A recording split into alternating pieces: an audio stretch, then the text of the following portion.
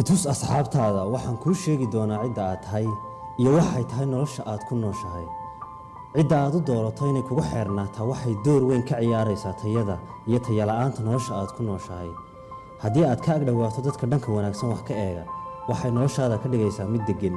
haddiise aad ka agdhawaato dadka dhanka xun wax ka qiimeeya ama negative people-ka waxaad noqonaysaa mid nolol adag ku nool.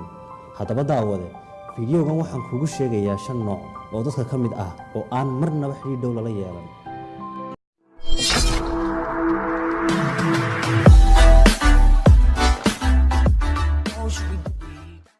Number 1 dadka aan daacad ahayn.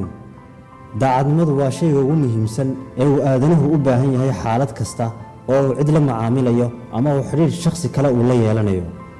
xiriirkaasi ha ahaado mid qaraabo, saaxiib iyo wixii la midaba. haddii aanad aaminaad ku qabin daacad ahaanshaha qof ama koox, jooji xiriirka iyo waqtiga aad ku luminaysid cid kastoo aad ka dareento daacad yari.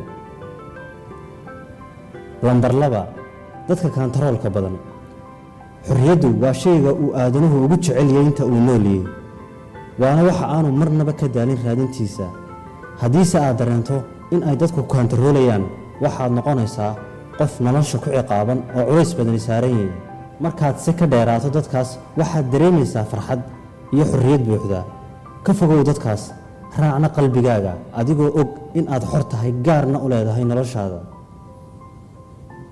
Lambar 3 dadka cadhada badan. waxaynu wada jecelnay inay dadka oo dhammi noqdaan dad furfuran, faraxsan, cadhana aan aqoon, balse taasi ma dhicin oo ilaahba dadkiisa ma simin. dadka cadhada badan waa kuwo mar kasta arka negatifka, xukunkooda ku fuliya dadka kale, eedayn badan, muran badan oo cabasho badan xaalad kasta. dhammaan dadka astaamahaas leh kuma fiicna. haddii aad rabto inaad nolol dhab ah noolaato, ka dheerow dadka dabeecadahaas leh.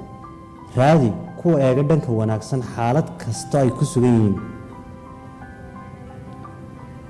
Lambar 4 qaatayaasha aan marnaba bixiyaha noqon. kuwa mar kasta fisha ama jecel bixintaada iyana aan bixin waa nooca afraad ee aan kaaga digayo daawada. tusaale, qofka ku soo waca markuu wax kaa rabo kuna jawaabin markaad wacdo. sidoo kale qofka waqtiga kula qaata marka isaga u habboon tahay xilliyada kalena kaa fogaada. ka digtoonow dadka noocaas ah waa qaar isu maleeya inay ka caqli badan yihiin. Lambar 5 dadka ka quustay hadafkooda ama rajo dhigay.